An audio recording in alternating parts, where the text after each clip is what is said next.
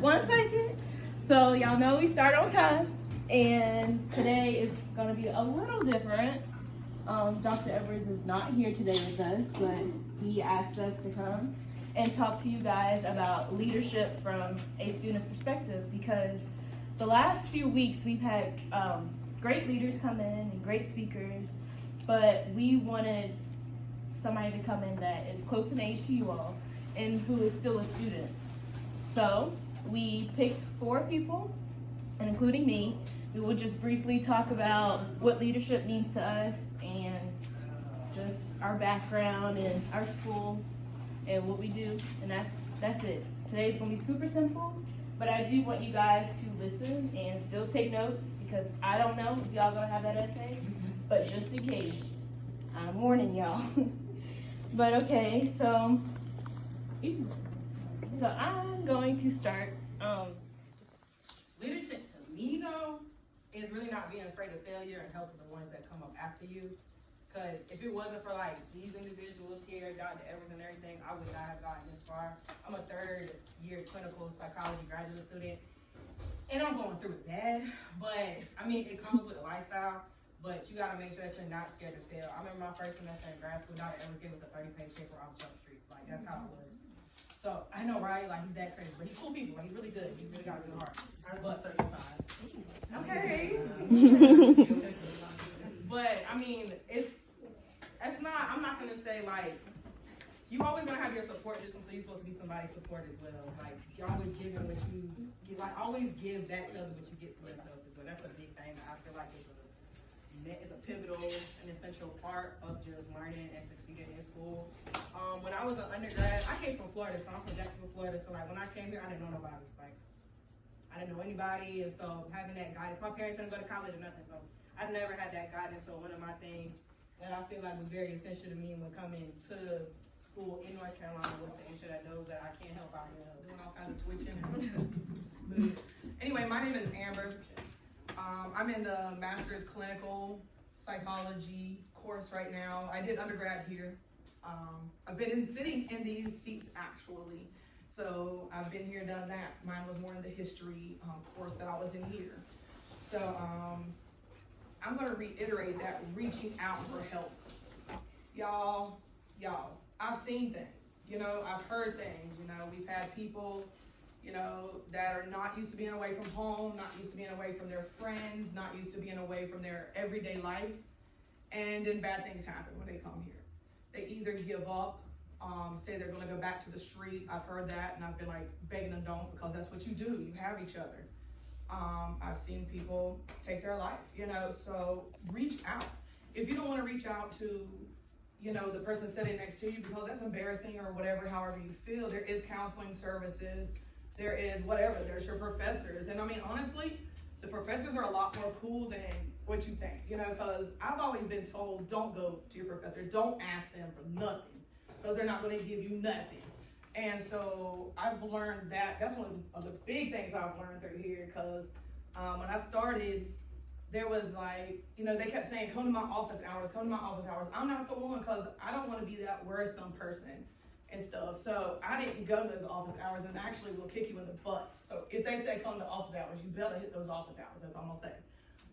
But that was very necessary for my first, at least in the master's program, my first year. If you didn't do that, it could even like not be good. So do not be afraid. If you've been told that you cannot talk to your teachers, maybe in high school or elementary school, that's a whole nother world. Talk to those professors, become friends with them. I don't care what you say. Nobody's gonna sit here and pay them. I was asked by Sam to talk on the student athlete part of the section. Is anybody here an athlete? Nope. Y'all can't do it right now. Can't y'all too busy with other stuff, ain't If you ask besides to become an athlete, I'm gonna let you know some things that I did. So I'm from Greensboro, North Carolina. Some intro about who I became a student leader. I went to PWI as a freshman. It wasn't all that. I mean, I went to PWI as a freshman for basketball. I got a scholarship for basketball. We tried to get the Divine Nine there. They weren't really trying to hear us, but yeah, they were trying to hear us. But I ended up leaving. It's long story. Ended up leaving, going to Winston State University. It was cool there, the best experience I ever had in my whole life. Like, everybody always asks me why I left, and I'm like, the coach wasn't it, like, I didn't like it. So, I really wish that I would've got more involved there, because the people that I hung out with were either basketball players or student leaders, and they looked like they were having a great time. Like, the vibe was great, the parties were great, everything was great. I loved it. But like I said, the coach, he was trying to treat me like dirt. I wasn't with that. So I love the environment. So the CIAA, I looked for other schools in the CIAA. I went on a visit to some PWIs too, but I went to Fayetteville State, and then I went to Johnson C. Smith, and then I went to St. Aug. I don't know if y'all heard about St. Aug, but I went to St. Aug, so I ended up choosing St. Aug. Why? Not talking down on it, but why, I don't know. But I ended up choosing St. Aug. Went there. When I went there on the campus, I'm like, I went to Winston, I went to PWI before that. I'm looking on the campus like, where's everything? Like, what's going on? Why is the campus like this? Why is the food like this? I'm Maya. I'm originally from Arizona. I graduated from Arizona State University. I got my bachelor's in psychology, and I'm getting my master's right now at Central, also in psychology. Just a little bit about me. My research interest, and I'm a research girly, my research interest is health disparities among Black women and queer Black people. I'm currently a research coordinator for Dr. Edwards' Rare Disease Laboratory on campus. So if you're ever interested or if you have any questions about that, you can talk to me after. My long-term goal is to be a clinical health psychologist that specializes in working with Black women and queer Black people. Some leadership roles that I've held at the undergrad and grad level. I was a parliamentarian for the National Council of Negro Women. I was a campaign leader on Fight for Her, which is it's a subsection of Population Connection, and we were really focused on reproductive health care and women having access to that health care, and also family planning services. So pretty much everything I do is related to health in some way, some shape or form. I was also the chapter president for Zeta Phi Beta Sorority Incorporated, the Kappa Iota chapter at Arizona State University. And right now, I'm a research coordinator, which is a leadership position that it took me some time to adjust to when I first got the position. One thing that I always remember that Dr. Edwards always tells me is that leaders eat last. That's like a book that he gave me. He had me read it before I got into the position. And what that means to me basically is that as a leader, sometimes you're gonna have to put other people before yourself. You have to be a person that takes initiative. I can laugh and I can play all day, but I don't play when it comes to the classroom or the lab. Most people have seen me get irritated when people are playing. So that's but first I want to thank Dr. Edwards. I know he's not here today, but I do formally want to thank that man because he has made so many opportunities for all of us. I know all of us can speak on that. And without him, we would be in a struggle, be still struggling. But so leadership to me has a few different meanings. I was talking to my mentor last night, and they said, leadership comes power, or yes. So with that being said, so I contemplated on that all night. I'm like, doesn't really, but can you imagine a powerless leader? Doesn't that sound weird? You have to be one for your word. You have to stand behind what you believe in and just stand for who you are. So my first memory with leadership was when I was in Catholic school. Fun fact. I had to lead mass, which is church, right? I was the only, two other Black kids in that school. But imagine leading a sermon or a message that hundreds and hundreds of people, of white people, and you're just so little me, I had to stand my ground, and I had to talk, and I had to be powerful. I had to believe these people are gonna listen. They're gonna listen to what the word is. And so that was my little taste of leadership. It was definitely a struggle. I was scared. I was nervous, but I made it, and I'm here today. Cause it's hard out here. Like, it's really hard. I know I'm all over the place when I'm walking. I just don't know how to talk to public places. But yeah, I don't have like a nice word like Samantha did, but I wish I did. But yeah. Just say you told us.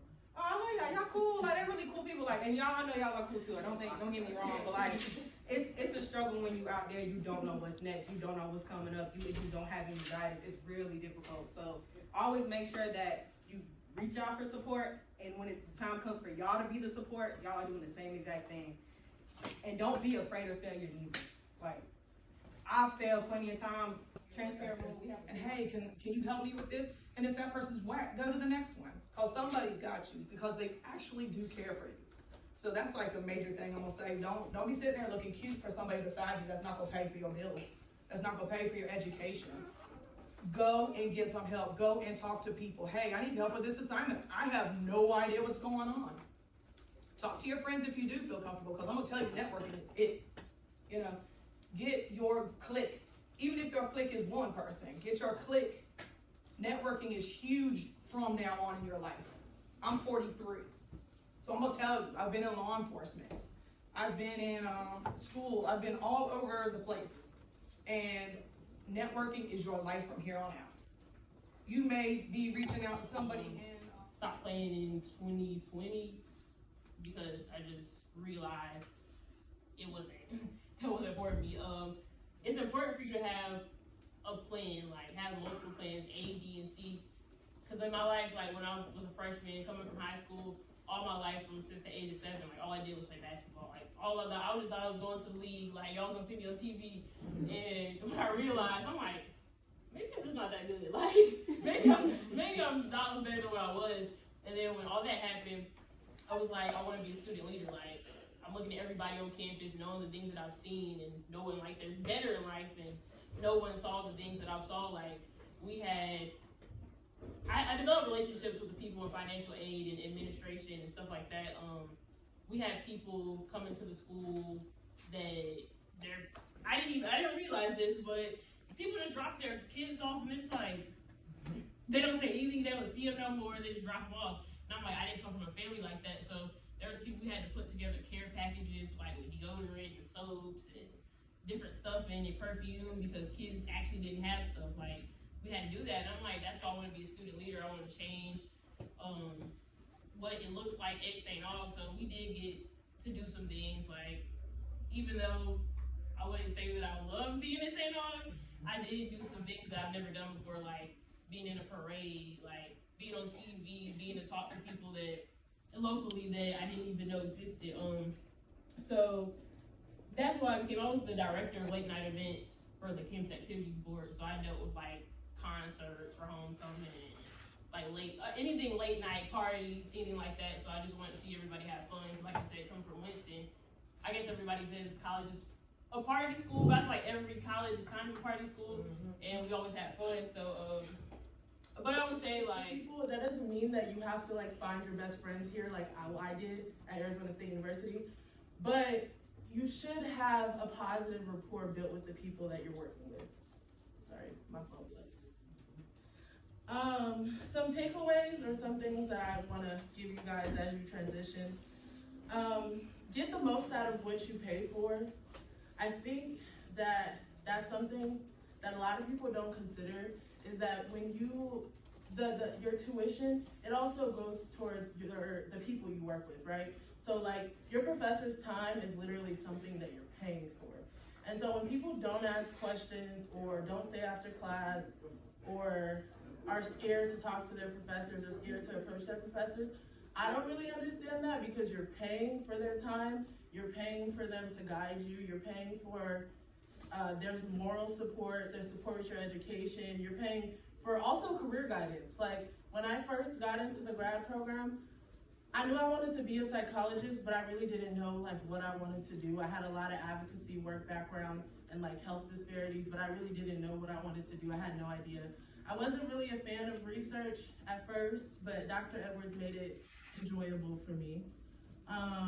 And now I know I'm gonna be a clinical health psychologist. I think in undergrad, since you guys are at the undergrad level, you'll probably change your career multiple times. I started off in undergrad, a political science major. I wanted to be a lawyer.